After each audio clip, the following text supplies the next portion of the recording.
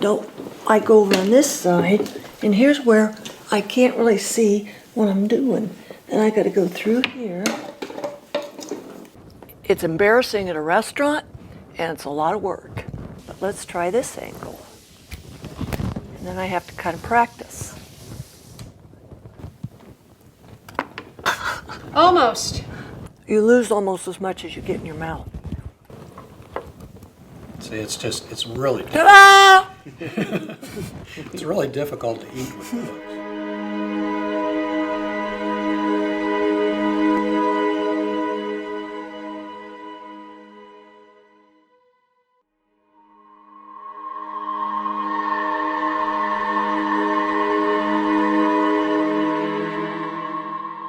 He came in waving that gun, saying, "This is what you think it is." He looked right at me and shot me point blank. And I laid on that floor by myself, thinking, I'm gonna die right here. I'm not gonna see my daughter again. I'm not gonna see my husband again. I'm gonna lay on this floor and die. I was wide awake for the whole thing. And I got a phone call from an unknown individual, and I still don't, to this day, don't know who it was, stating that my wife had been shot. And I thought, say that again. There's no way my wife could have been shot.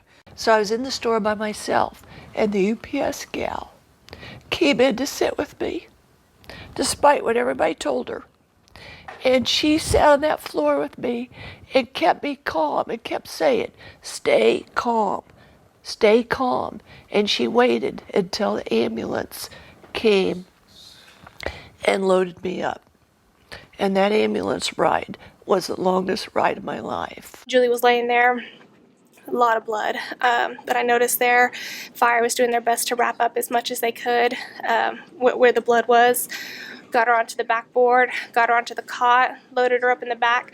Then I had Amber back there with me, and she helped me patch her up just a little bit, notice what was going on, how critical she was, and said, "Let's go."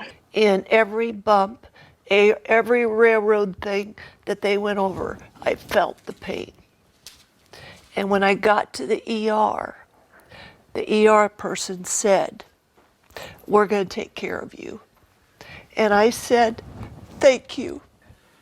And I felt like then they were going to save me. I made it here. They're going to save me.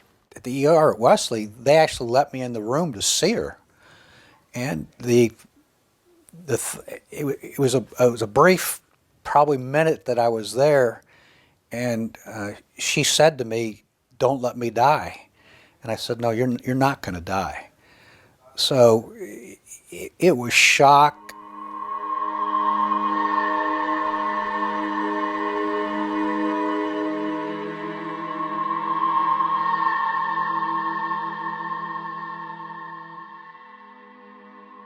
John had to figure out how to do all of my full-time care.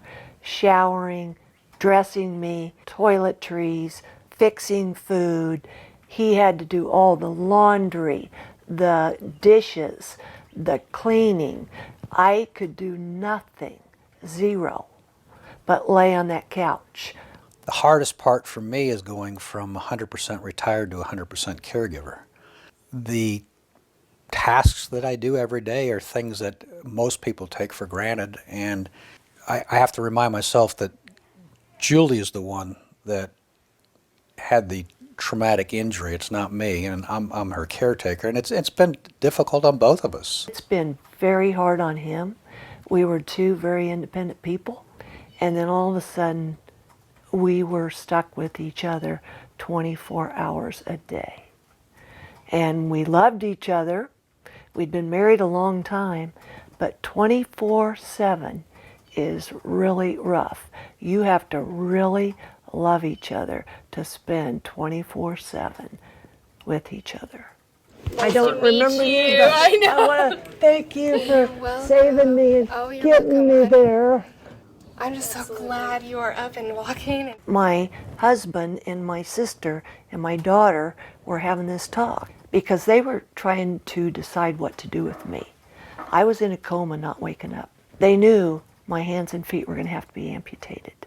They didn't know if my brain was working. And they had to decide, when do we pull the plug? Do we pull the plug? And my friend says, I wouldn't want to live like that. And my sister looked at her like, well, you're not Julie. You don't know how she'd feel. And my sister and my husband and my daughter were like, she's going to live. We know Julie. She is going to want to live. And I did. I wanted to live. I want to thank both you ladies for everything you did for Julie. We sure appreciate it.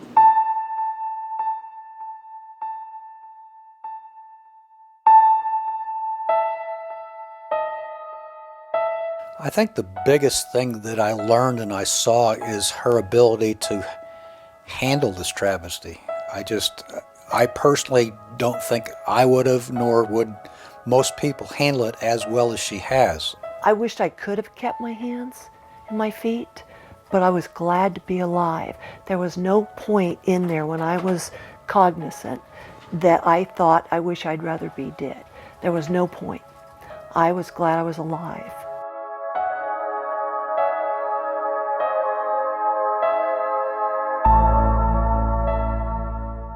I sit out here. I talk to my mom on the phone. I'm just glad I'm alive every day. It's a miracle I'm here. I shouldn't be here. So I am. Every day I look at every day as I'm on borrowed time, that I should have died and I lived.